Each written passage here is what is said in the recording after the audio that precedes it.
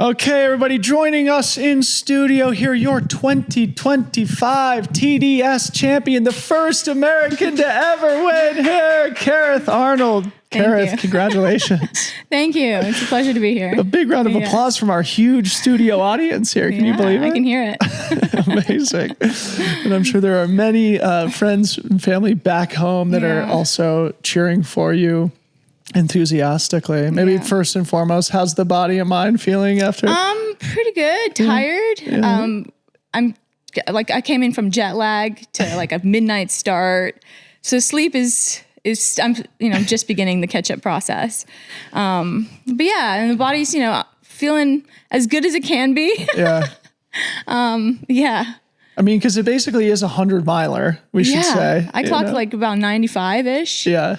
95 miles with like almost 30,000 feet of climbing. So it's basically like a UTMB. Yeah, it was the most climbing I've ever done. Really? Wow. Yeah, my quads got shot in the last 50K. Well, man, you are on a roll. And I mean, for someone like you, I mean, I'm really for anybody. It's like winning here on this stage is a massive lifelong achievement, something that you'll forever sort of have attached to your name. Honestly, I didn't realize how large.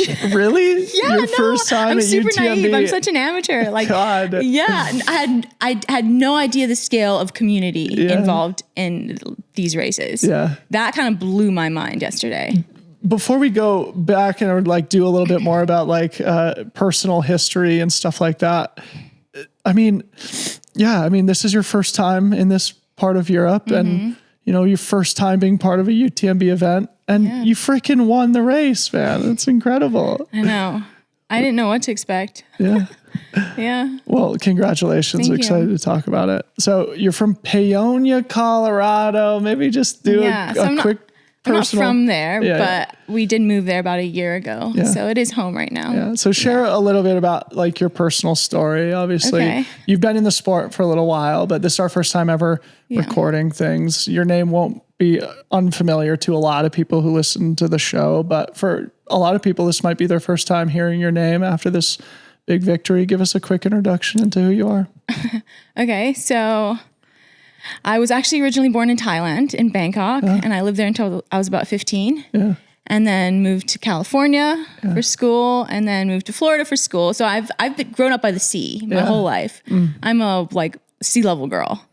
And it wasn't until my first daughter was born that we started taking trips out west and just fell in love with the mountains. And that's when I really started trail running.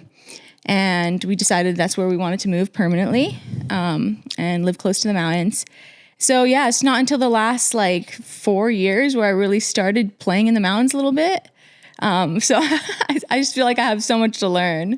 Yeah. So when actually I raced UTMB Thailand, which was awesome being able to go back and see the culture and experience that. And I actually got a entry into the UTMB, the big race, the 100 plus mile. And I was like, no. My first thought I was like, there's no way. I'm not doing that race. And then I kind of thought about it. I was like, well, it would be neat to experience racing in Europe. But I don't know. I get kind of anxious with things that have high pressure and I didn't feel ready. I'm also very competitive. So I knew if I lined up, I wasn't ready to line up and actually be competitive in the race. I felt, so then I saw TDS and I was like, wow, that'd be cool. I could just go, I can experience still a very challenging race. And then I can spectate for the rest of the week and kind of get an idea of what the whole UTMB week is like. Yeah. So yeah, that's how I ended up here. I was going to ask you about that. Share more about this, dealing with pressure and stuff, because you have been a great athlete, but now after TDS, your name will sort of be again, more familiar to a lot of trail fans. And yeah, I mean, it seems like obviously you can be competitive at a race like UTMB. And I think it is relatable to have that feeling of going there, being, in this high pressure situation and also being competitive and not feeling prepared enough to compete at the level that maybe you want to. How have you dealt with or learned to deal with wrestling with those two things, the pressure and the competitive instinct? I kind of the days leading into it, I kind of just go into my own space. Yeah. which is hard because you come to a new place and you want to experience it a lot. But like, I'll just spend a lot of time, just quiet time, kind of meditative and a little bit stepped back. I feel that really helps just mentally just show up. So yeah. Yeah. Cool. Well, hopefully you will be able to download some interesting experiences through osmosis of just observing these big races here. And who knows, maybe you'll be back next year in maybe a more high pressure situation. Yeah, I'm a little too fresh off that race. Yeah. To think of, I mean, it was beautiful. It was stunning. Yeah. So you're a mother of two. Yeah. And we were just chit-chatting about this. Obviously, I traveled here with my family. Mm-hmm. I bumped into Amanda Basham the other day. She's also over here. She's a mother of two. Mm-hmm.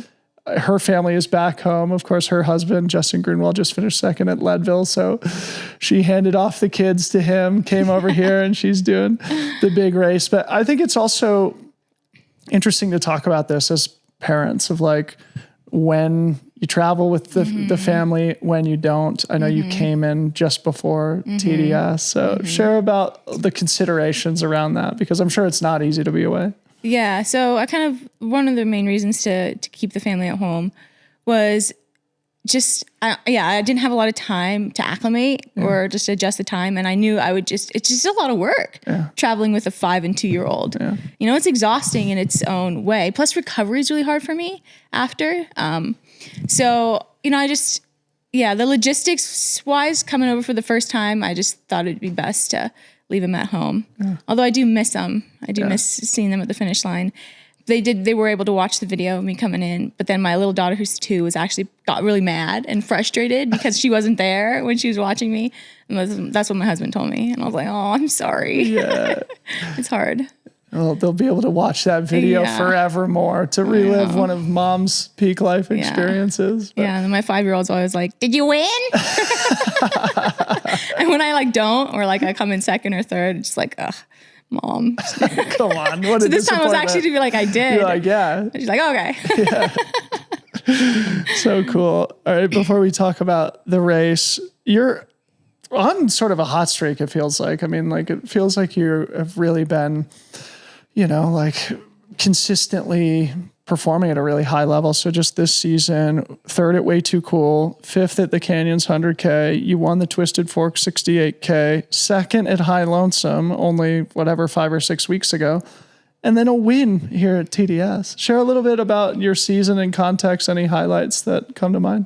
I think, each race was pretty special. I don't know. I kind of just pick races based on how they inspire me. Yeah. And that was the second time I did Canyons, and I set goals for myself and expectations at every race. So I kind of just go in, just always expecting the most out of myself for each race. And I'm still such an amateur that I tend to blow up a lot towards the end, and I'm still learning that. I had a decent blow up, and we probably will talk about it. Yesterday too. But yeah, I kind of just, and I like to experience places and community. So I kind of just pick races based on that. Yeah. And I think each one did help build to this one. Yeah. So. What do you mean when you say that you have a goal setting process? Do you come in with very specific time and position oriented goals? Yes. Yeah. Yes. I didn't so much for this one though. Yeah. It's actually kind of funny. I chose to come in a little bit more naive. Yeah. But yeah, normally I do. For Canyons, I really wanted to, for Way Too Cool, I really wanted to sub 4, and I didn't hit that. Yeah. So then I kind of beat myself up about it. Yeah. But then it kind of makes me more ambitious for the next one. And then for Canyons, I wanted to hit about 10, and I didn't quite make that. I was a little over 10. And I was like, okay, well, this just gives me more motivation to just constantly improve, and then, maybe come back the next year. Because you never know where you're going to place. So I don't like to try to go in with place goals. I try to go in with time goals of I think this would be a solid time for me to reach given my fitness. Yeah. And then for High Lonesome, for Twisted Fork, I didn't really have a time goal, but I did want the win. Yeah. And then for High Lonesome, I did have a time goal and fell out of it a little bit. Yeah.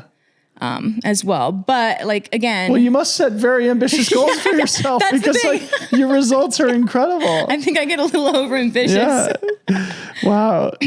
All right. So tell us a little bit about the race. when we were sort of checking in, it seemed like you were near the front of the women's race, really the whole time. And Ida Sophie from Germany was the one who was most challenging you. Maybe walk us through the first part of the race. You start at midnight, right? So whether or not that was a challenge or how you dealt with it, maybe bring us from the start to Bourg St. Maurice. Yeah. So midnight start is a challenge for sure. It's kind of like you sit around all day and you're like, what do you do with yourself? You don't want to overeat. You try to nap, but your mind's a little anxious. Anyway, so I didn't really sleep the night before from jet lag. So I went into it pretty sleep deprived. But I was like, okay, you're so full of adrenaline that it's fine. But yeah, so you start up the climb out of, I think it's the same climb that UTMB drops in to Courmayeur. Yep. So you start up that ski lift climb. And I think I kind of took a little bit of the lead during that climb. But I didn't want to go out too hard. And so I think Ida and Manon were always very close behind me, and I could tell. And then after the top of that climb, Ida passed me. Yep. And I kind of was just like, cool. I kind of kept her in sight though. I was kind of watching, try to keep up pace with her. I kept her in sight. And then about 30K, I think Manon passed Ida and me. And I was like, cool, she's going to run her own race. I'm going to run my own race. I didn't feel like I was ready to keep up at that time. And then we dropped into Bourg St. Maurice. That's about 50K. And I had just missed Manon out of the aid station when I went in. And Ida and I kind of left she left a little bit before me, but I caught her quickly on the climb, and I was feeling that climb. Yeah. And it's the longest climb. So for the audience here, this is a 6,000 foot climb at 50K of TDS. And basically that middle section from Bourg St. Maurice to Beaufort is, what you would consider kind of the hardest or crux section of the course. Keep going. Yes. And I was feeling that climb. I felt great. I started just passing people. I was even passing the Frenchmen. Yeah. And I was like, what is going on? I was going to say, so when you look at your tracker on the UTMB site, they don't have it organized by gender, so you can only see where you were in the overall field. But at Bourg St. Maurice, you passed 10 people in the aid station. Yeah. And then between Bourg St. Maurice and the next aid station, I think you passed another 11 or 12 people. Yeah. I was feeling great. So yeah, that's when I passed. At first I passed Ida, and then I caught up to Manon, and then passed Manon up that climb. And then I was like, okay, I'm feeling good. Let's just see how much we can gap. And yeah, I think I put a decent gap. I could kind of see Ida at some points down the distance when I'd look for her. But I was like, I was too early in the race to worry about it too much. Just keep riding the wave. So yeah, I rode the wave until about 100K. I was feeling good. And then the tiredness hit me intensely. Yeah. And then I started feeling my quads. Yeah. Cause the steeps, I love descending. Yeah. But the technicality of some of these descents that are really rocky, you're doing a lot of jumps, and I kind of, I don't know, I didn't realize how intensely different that would be on my body. Yep. And so, around the last 50K, I started hurting. Yeah. So at that point, did you know that you had a gap? Because Ida and Manon both dropped out of the race. Manon may have finished, but she was far back. Well, maybe look into that. She dropped. Okay. Another runner actually around the 100K mark came over and told me, or ran past me and told me she had dropped. Okay. And I was like, oh, okay. Because eventually, I think it was when Ida pulled out, it was okay, well now Careth has a very comfortable lead. Yeah, I didn't know she pulled out until a little further. Yeah. Yeah. So you didn't have specific information as to how big your lead was? Because not until the end, which I was so thankful for because I'm death slogging it now. Yeah. Yeah. I mean, so you won by an hour and 25 minutes too. Yeah. Fantastic result. Incredible. Yeah. How are you feeling about it? Good. Of course, I'm thinking of already how much more I can improve next year. Sure. Yeah. Yeah. And that I would really like to have had more muscle in that last 50K. Excuse me. And yeah, so I'm already thinking about, okay, how I can get stronger and how, what I could do to to better that time. Yeah. Any specific highlights stand out from the fantastic performance? Yeah, I love technical racing, and this is a technical race. Yeah. So I really enjoyed just the challenge after challenge that the course brought. But most of all, I thought the community was amazing. Mm-hmm. I had no idea how much passion the people have for trail running, and they just were so encouraging. All the little towns everywhere, they like know your name. You know, I don't know if they're tracking or just reading it from my bib, but they're just shouting and encouraging. That was amazing. I even had like a couple times there'd be like this random like, you know, older French man who'd be like, I'll run with you like 500 meters or whatever, you know, and like, just like, it was so cool. It was just amazing. Yeah. For that reason, for sure. Yeah. Amazing. Well, the first American to ever win at TDS, a major accomplishment for a race that's been around for a long time. Yeah. I may be the highest placing American. I got second back in 2018. Yeah. So cool. Couldn't pull together the victory though, like Careth Arnold. It's hard. Unfortunately. The French are strong. Before we wind down, when we were doing our recap show with Ryan Sands and Martina, who were walking out as you were walking in, when we were talking about you, we said, you know, she also represents Chapman Aid Station. Yeah. So give the listeners a sense into what we're talking about there and how long you've been part of the group. Yeah, so I just volunteered there for my third year. Yeah. My first year I was pregnant, the year you came in. That was it, okay. Yeah, I was pregnant. So that was my first year too, you could call it, Yeah, I was pregnant and did the overnight shift in Chapman. And again, it's such a cool team, and they adopted me in. And and then I was there the year before, and then this year. And I also picked up a sweeping volunteer job for Hard Rock too, just to be out. I spent a good amount of time in the San Juans training for High Lonesome. It's not too far from us.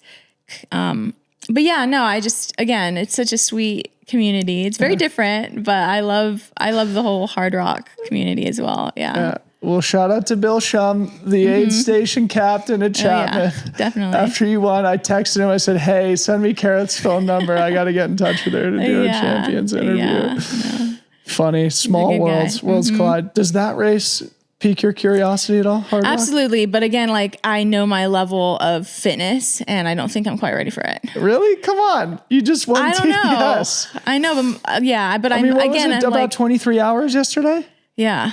I mean, you know, you go an hour and a half longer. I'm also being a sea level girl. Like I feel altitude. Yeah. You know, like Hard Rock High Lonesome was about 10.5 average. Yeah.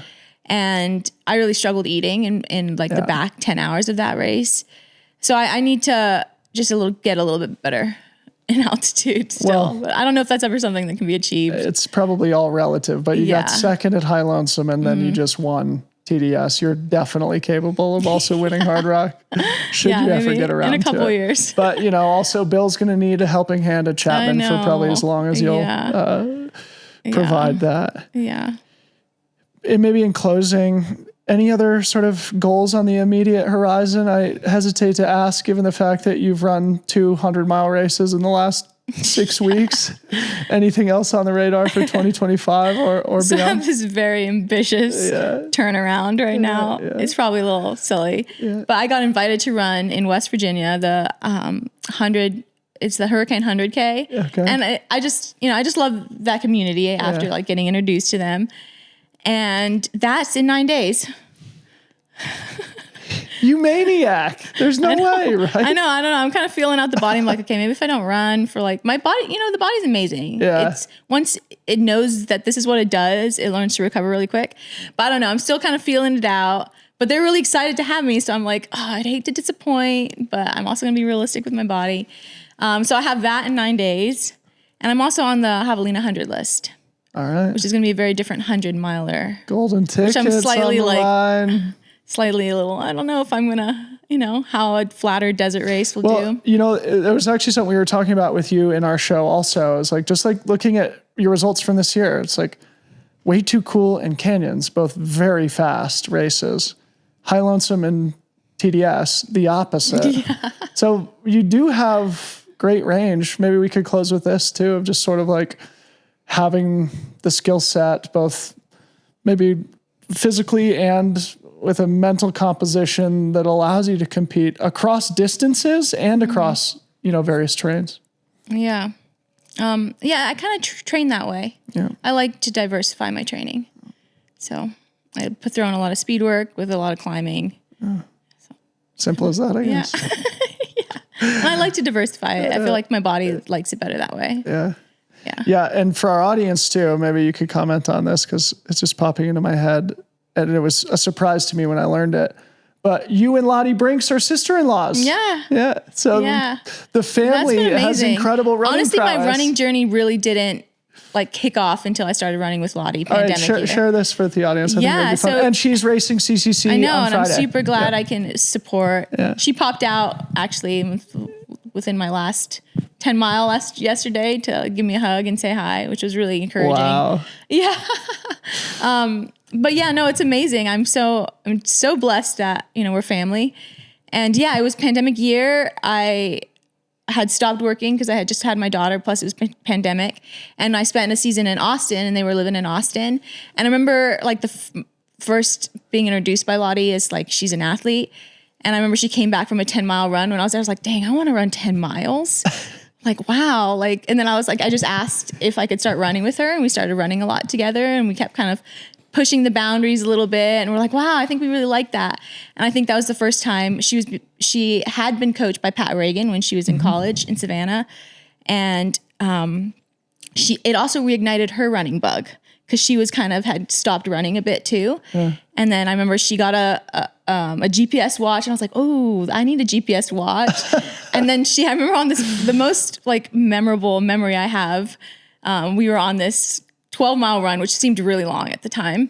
And she mentioned Western States. And I was like, I had no idea what she was talking about. This is how naive. I was like, is that you just run across all the Western States? Anyway, I had no idea that, I'd be where I am now from that. What a story. Yeah, every time we get together, during Christmas and whatnot, we always go on some really fun runs together. Yeah. And she's a very good runner and she's very fast. And I think that kind of really helped me better myself as an athlete as well. So that's so cool. Yeah. What a talented family it is. Mm-hmm. So then final answer before I promise I'll let you go. Are you going to be out and sort of observing or helping, supporting Lottie on Friday? And also I'd love to hear, what your plans are to experience UTMB, to, maybe prepare for a future competition at one of the other races. Yeah, I'll definitely be cheering, part of the cheer squad, see which parts I can catch her running in. And I think that's, kind of the way I'm just going to continue to soak it up. Yeah. Get some rest, have some good food. And just enjoy the community while I'm here. Yeah. The good thing is that with the live broadcast, you can see what's going on without needing to bop around the entire course after just running 100 miles. Yeah. I don't know if I could manage that right now. All right. Well, Careth, congratulations not only on an awesome season, but on being the first American to ever win TDS. I hope you feel very proud of yourself, and I hope your kids are equally proud of you too. Yeah, thanks. They might be a little too young to understand, but I think they are. Yeah. Well, congrats. Thanks for coming in the studio. Thank you. Appreciate it.